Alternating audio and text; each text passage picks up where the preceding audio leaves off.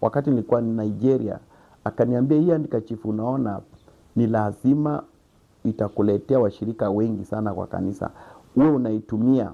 So akaanza kunifunza ya kwamba kitu cha kwanza, masharti ya kwanza, utafute msichana bikira. Msichana bikira uwe na yeye, alafu kisha uchukue hiyo handkerchief utumie kupangusa hiyo uchafu. Baadaye utakuwa unashika microphone, unashika hiyo kitambaa, ukitumia microphone yako, ukishika tumia hicho kitambaa. Hakikisha kitambaa hicho umeshika nacho microphone, ama umeshika hiyo kitambaa kwa mkono saa zile unahubiri. Baada ya kufanya hivyo, ama kama huwezi pata msichana bikira, unaweza funga hicho kitambaa kwa sehemu yako ya siri, ulale nacho siku ya Jumamosi hadi asubuhi. Saa ile umeamka asubuhi Jumapili, funga kwa microphone, enda hubiri. Utaona vile watu watajaa.